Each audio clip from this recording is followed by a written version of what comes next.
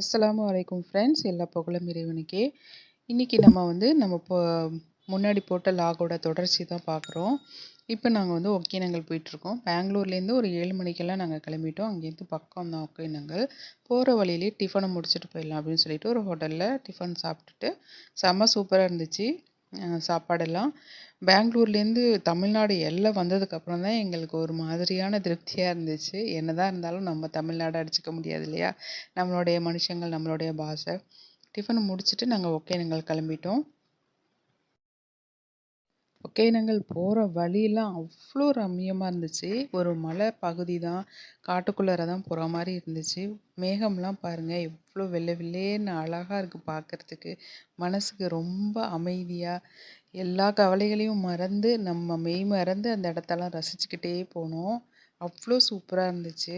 அது மட்டும் இல்லை, நாங்கள் போகும்போது காவேரி கரையோரமாக போனோங்க. அதுதான் எனக்கு ரொம்ப பிடிச்சிருந்துச்சு. அந்த இடத்துல நின்று எனக்கு ஒரு ஃபோட்டோ எடுக்கணும்னு ஆசை. ஆனால் வந்து எடுக்க முடியல. நாங்கள் திரும்பி போனது வேறு வழியால் போயிட்டோம்.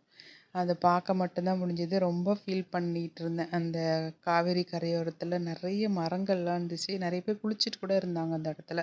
அங்கே நின்று ஃபோட்டோ எடுக்கணும் அப்படின்னு. இப்போ வரும் பாருங்கள், அந்த இடம் தான் நான் காமிக்கிறதுக்கு. பாருங்கள் எவ்வளோ சூப்பராக இருக்குது பாருங்கள். அவ்வளோ அழகாக இருந்துச்சு. இந்த சினிமா ஷூட்டிங்லலாம் பார்த்துருக்கோம்ல, அந்த மாதிரியான இடம் தான் இது. அவ்வளோ அருமையாக இருந்துச்சு. இது வந்து ஒகேனக்கல் போகிற வழி.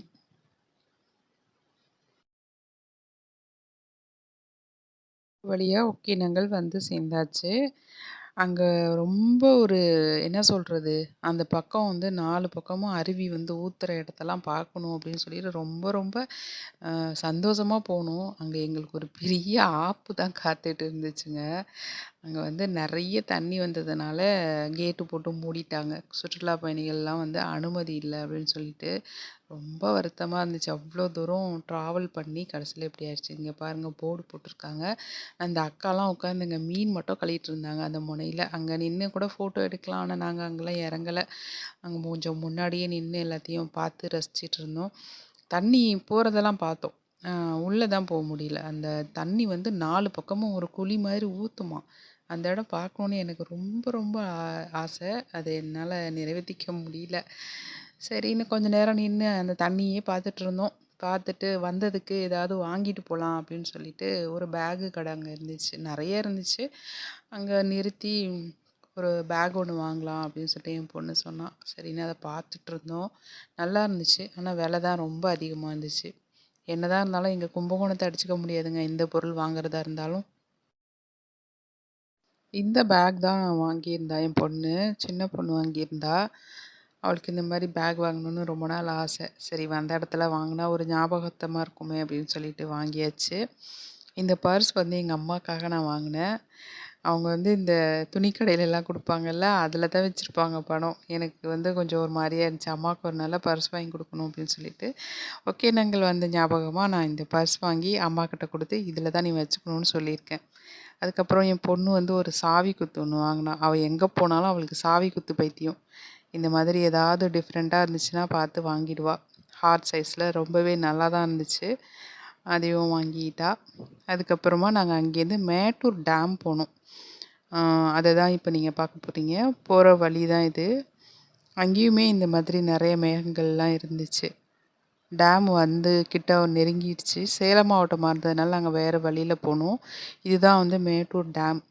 போகிற வழியில் இதை பார்க்கலாம். ஆனால் அங்கே போனதுக்கப்புறம் இதெல்லாம் பார்க்கவே முடியாது. உள்ளெல்லாம் அலோடு கிடையாது. போகும்போதே இந்த பாலத்தில் போகும்போது இந்த மேட்டூர் டேமை நல்லா பார்த்துக்கலாம். அவ்வளோதான்.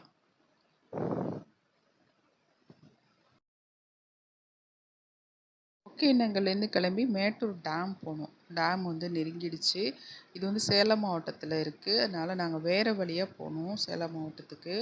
இதுதான் டேம், மேட்டூர் டேம். இங்கேருந்து பார்த்தீங்கன்னா தான் இந்த அணைக்கட்டுலேருந்து தண்ணி தேங்கி நிற்கிறது தெரியும். உள்ளே போனால் உங்களுக்கு தெரியாது அந்த அளவுக்கு. அதனால் இங்கேயே நின்று நல்லா பார்த்துக்கிட்டோம். இதுதான் பெரிய மேட்டூர் டேம். இந்த பக்கமும் வீடியோ எடுத்தாச்சு. உள்ளே போய் அவ்வளோவா நாங்கள் வீடியோ எதுவும் எடுக்கலை. எனக்கு பிடிக்கல அந்த அளவுக்கு. இதுதான் உள்பக்கம் உள்ள அந்த அணைக்கட்டோட செவுரு. இப்போ நம்ம கதையை பார்க்கலாமா? மாமியார் வந்து கூட படுத்திருப்பாங்க. காலையில எழுந்துச்சி போயிடுவாங்க. அந்த ஹால்ல படுத்திருக்கும்போது, அந்த பால்கனிய பார்க்கும்போதெல்லாம் எனக்கு ஒரு மாதிரி வேறு சிந்தனைலாம் தோண ஆரம்பிச்சிருச்சு. அந்த பால்கனி வைக்க சொன்னதே நான் தான் வீட்டுக்குள்ள. அந்த எதெல்லாம் நான் ஆசைப்பட்டு செஞ்சேனோ, அது எல்லாமே எனக்கு வந்து வெறுக்கிற மாரி சூழ்நிலை ஆயிடுச்சு. என்னதான் நினச்சிட்டு இருந்தேன்னு எனக்கே தெரியல. பார்த்து பார்த்து கட்டின வீடு. இந்த வீட்ல எனக்கு இருக்க சுத்தமா பிடிக்கல. நைட்ல தூங்காம ரொம்ப டிப்ரெஷனுக்கு ஆளாயிட்டேன். உடம்பும் ரொம்ப வீக்காக போயிடுச்சு. எந்த வேலையும் செய்ய முடியல. அம்மாட்ட ஃபோன் பண்ணி நான் அழுதுட்டே இருந்தேன். என்னால் இங்கே இருக்க முடியல. தயவு செஞ்சு என்னை இங்கேருந்து கூட்டிகிட்டு போயிடுமா அப்படின்னு சொல்லிட்டு. அம்மா வந்து என் பொண்ணை இங்கே விட்டால் என் பொண்ணுக்கு ஏதாவது ஆகிடும். நான் கூட்டிகிட்டு போகிறேன் அப்படின்னு சொல்லிட்டு கூட்டிகிட்டு போயிட்டாங்க. வீட்டில் நிறைய பிரச்சனை. இந்த மாதிரி புது வீட்டை கட்டி இப்படி போட்டுட்டு போகிறோம் அப்படின்னு சொல்லிட்டு நிறைய ப்ராப்ளம் இருந்துச்சு. யாருக்கு தான் இருக்காது. அவங்கவுங்க இடத்துலேருந்து பார்க்கும்போது அவங்கவுங்களோட கருத்துக்கள் வந்து அவங்களுக்கு நியாயமானதாக தெரியும். என்னோடய இடத்துல இருக்கும்போது என்னோடய கருத்து நியாயமாக எனக்கு தெரிஞ்சிச்சு. அந்த வீட்டில் என்னால் இருக்க முடியல. அதுதான் என்னோடய ரீசன். என்னால் தனியாக இருக்க முடியல. பேச்சு துணைக்கு ஆள் கிடையாது. அதை என்னால் வெளியில் சொல்ல முடியல. என்னுடைய பிரச்சனைகளை புரிஞ்சுக்கிறதுக்கும் யாருமே இல்லை. அம்மா நல்லா புரிஞ்சுக்கிட்டாங்க. அதேமாதிரி என் ஹஸ்பண்டு நல்லா புரிஞ்சுக்கிட்டாங்க. இவங்க 2 பேருமே எனக்கு மாற்றி மாற்றி கவுன்சிலிங் கொடுத்துட்டே இருந்தாங்க. ஒரு வருஷம் கிட்டத்தட்ட நான் அந்த வீட்டை பூட்டி போட்டுட்டு எங்கள் அம்மா வீட்டில் போய் இருந்தேன். ஆனால் இடையில ஹஸ்பண்ட் சொல்லுவாங்க, நீ அங்கே போய் இருக்க வேணாமா, நீ போய் அடிக்கடி க்ளீன் பண்ணி மட்டும் வச்சுட்டு வந்துரு அப்படின்னு சொல்லுவாங்க. சரின்னு அது எனக்கு கொஞ்சம் ஆறுதலாக, எங்கே அங்கேயே தங்க சொல்லிடுவாங்களோன்னு எனக்கு ஒரு பயம்.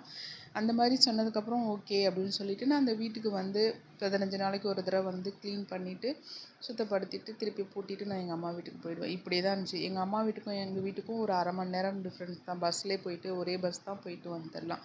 என் பொண்ணை கூட்டிகிட்டு சனி ஞாயிறு வந்து எல்லாத்தையும் க்ளீன் பண்ணிவிட்டு நான் போயிடுவேன். இப்படியே காலம் போக போக எனக்குள்ள ஒரு மாற்றம் வந்துச்சு. மனோதத்துவ டாக்டர்கிட்டலாம் நான் என்னை கூட்டிகிட்டு போனாங்க.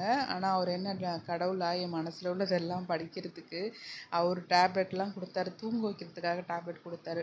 தூங்குறதுக்காக மட்டும் டேப்லெட் போட்டுக்குவேன். தூங்குவேன். ஆனால் என் மனசு மட்டும் தூங்கவே தூங்காது. சிந்தனை ஏதாவது செஞ்சுட்டே இருக்கும் எனக்கு. அந்த தூக்கம் கூட எனக்கு அரை தூக்கமாக தான் இருந்துச்சு. இப்படியே காலங்கள் போயிட்டு இருந்துச்சு. அதுக்கப்புறமா என் ஹஸ்பண்டோட தம்பிக்கு கல்யாணம் வச்சுருந்தாங்க. அப்போ என் ஹஸ்பண்ட் ஊருக்கு வந்திருந்தாங்க. அப்போ வந்து இந்த வீட்டில் வந்து இருக்கணும் அப்படின்னு சொல்லிட்டு எல்லாரும் சொன்னாங்க. ஓகே சொல்லிவிட்டு நானும் வந்து இருந்தேன். அந்த ஹஸ்பண்ட் கூட இருக்கும்போது எனக்கு ஒன்றும் தெரியல.